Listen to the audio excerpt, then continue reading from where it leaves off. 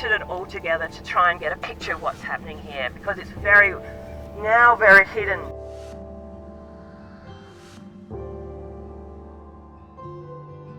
The fact that these were live trees very short time ago. The fact that there's sap coming out of some of the stumps that you still see in the ground. There's holes in the ground they haven't covered over yet.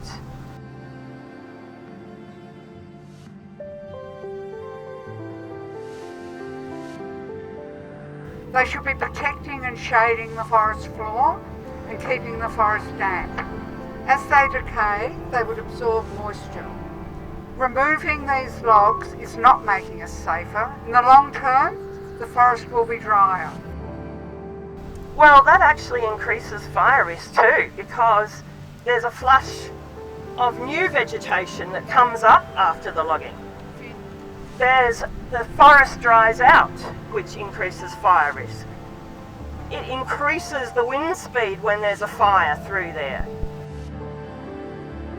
What we're seeing here in this log depot is just a very, very small percentage of the logs that have come out of the forest over the last 3 years.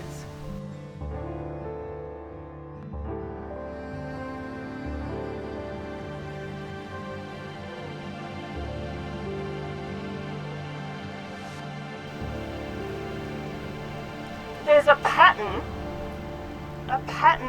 of taking logs from our water catchments, from our drain lines, where the big trees grow.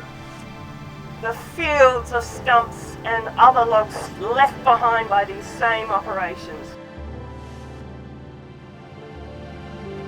To log the areas that they couldn't log before because they were prevented from doing so by the court cases to protect the endangered greater glider.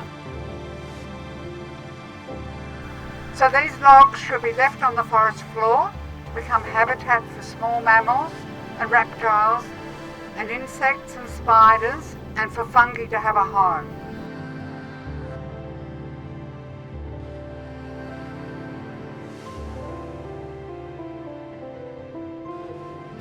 They go in there, they run over these animals.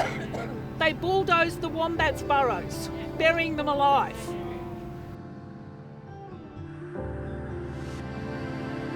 What is left behind at the site that they once stood or they once lay?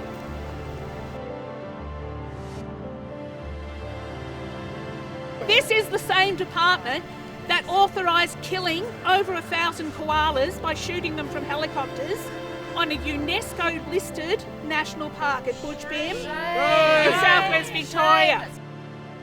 It's devastating. I'm sorry. I'm just overcome.